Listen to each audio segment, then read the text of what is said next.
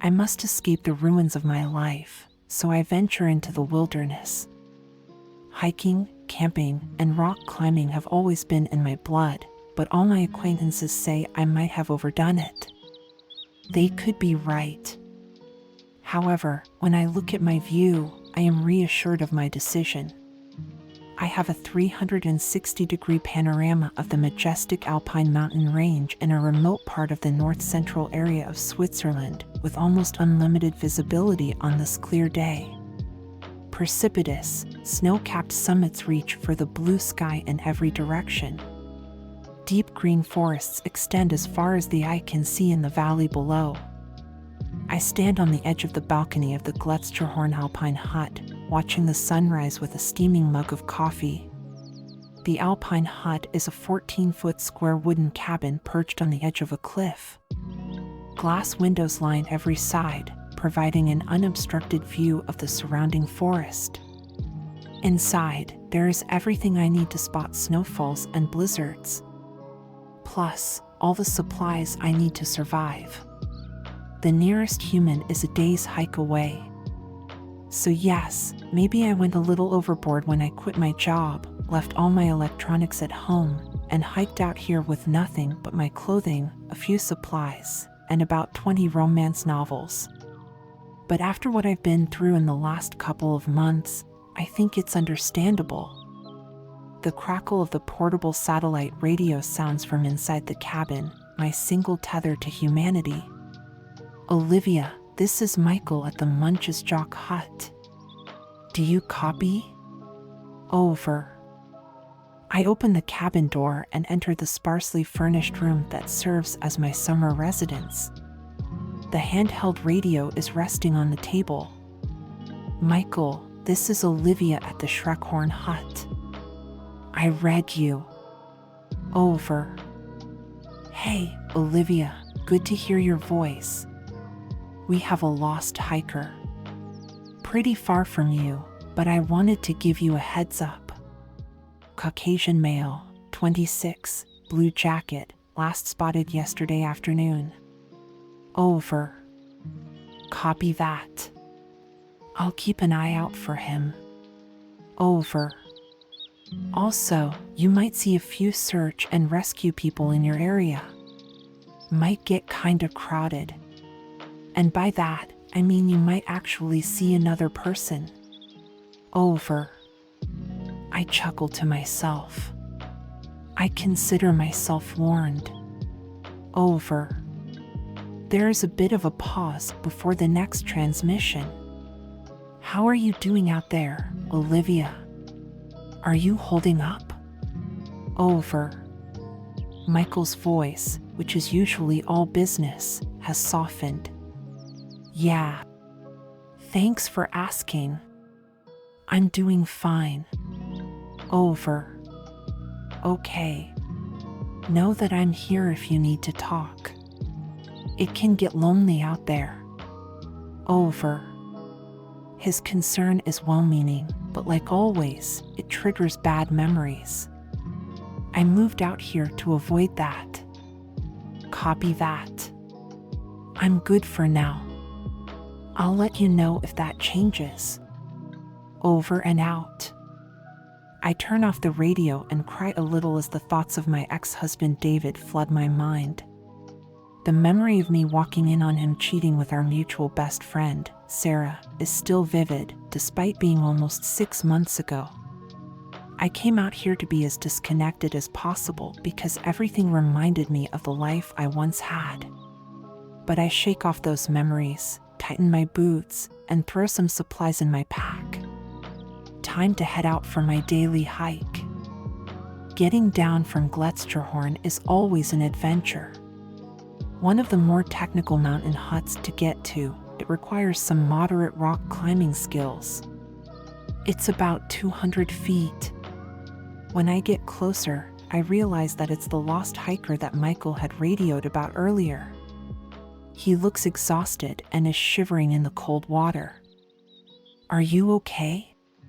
My name is Olivia and I'm here to help, I shouted at him as he looked up, surprised to see me. I got lost, he explained. I've been out here for 2 days. I didn't think anyone would find me. Nice to meet you, I'm Matt. With that, I stripped down and jumped into the water, trying not to meet Matt's gaze for fear of blushing or losing control over certain parts of my body. Although I was pretty sure his gaze was on me as I headed out to the water. I'm not quite as muscly as him, but I stay in good shape. When I was all cleaned up, I got dressed, and we walked back to the lookout tower. On the way over, we talked about hiking and the outdoors but didn't get much past surface stuff. He had no wedding ring and didn't mention any girlfriends. He's a school counselor for his day job, which explains why he has the summer off. He's 33, just 2 years older than me. He was friendly, had a sense of humor, and was generally pleasant to talk to. I forgot what it's like to have a normal conversation, and I missed it. The fact that he was good looking didn't hurt much either. When we got to the base of Castle Butte, I was impressed by just how technical the climb was. But I handled it without any problems, and before I knew it, we were both up at the top. I pointed out some of the regions where the search teams were looking, which we had a pretty good view of. But after an hour of scouring with binoculars, we came up empty. Well, I'd better start climbing down and find someplace to set up camp before it starts getting dark, I said. There was just a touch of sadness in the way I said it. Before he thought it through, Matt said, "You know, I haven't had a dinner guest in, well, I've never had one. Would you like to join me?" I smiled back. I hope you don't expect anything gourmet. The cuisine is pretty much limited to the corned beef hash or similar. I laughed.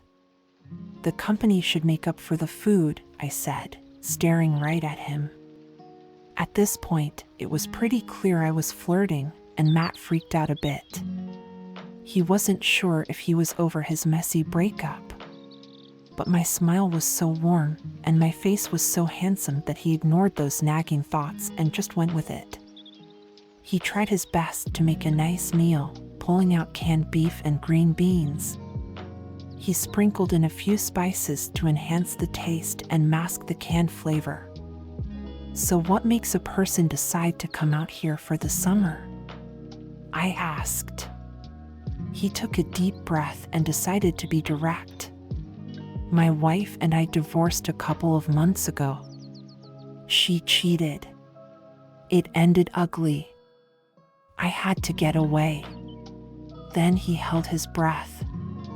"Man, sorry to hear that," I said. "My boyfriend broke up with me last month because he didn't like me disappearing for months every summer. He wasn't much of an outdoor person." And there it was. Everything was laid out. Both are single, and both getting over relationships. We just stood there, looking into each other's eyes. We were pretty sure we were both thinking the exact same thing.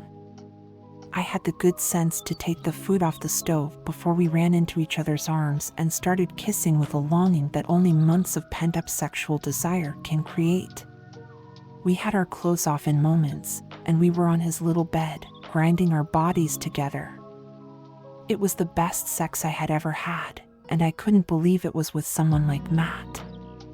We lay there in bed together, tangled up in the sheets, and I felt so content and happy. I couldn't stop smiling. Matt rolled over and looked at me with those beautiful green eyes of his. "You are incredible," he said, running his hand through my hair. "I've never felt like this before." I felt the same way, but I didn't want to say anything. It was still early days, and I didn't want to scare him off.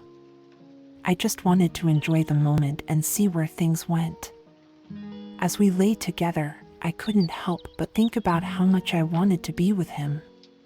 He was intelligent, funny, and handsome, and I felt like I could be myself around him. It was such a refreshing change from the guys I had dated before. Eventually, we got up and got dressed, and as we said goodbye, I felt a pang of sadness. I didn't want the night to end, but I knew we had to go our separate ways. The next few weeks were a blur of phone calls and text messages, and I found myself falling harder and harder for Matt with each passing day. We went on dates, explored the city together, and had more mind-blowing sex. One day, Matt came over and told me he had something important to tell me. He sounded serious, and my heart raced as I waited for him to speak. "I love you, Olivia," he said, and I felt like my heart was going to burst. "I know it's early, but I can't help how I feel. I want to be with you." I was overjoyed. I loved him too, and I didn't hesitate to tell him. "Thank you for saving me," I said, breaking the comfortable silence that had settled between us. I looked into his eyes and saw the sincerity behind his words. I smiled, feeling grateful for the day our paths crossed. "I was lost before we met," I said, tracing my finger down his arm. "Thank you for saving me." Matt leant in and kissed me, and at that moment, I felt like we were the only two people in the world. The only things that matter seemed to be the two of us in each other's embrace. And I knew that this was just the beginning of our journey. I couldn't wait to see where it would take us.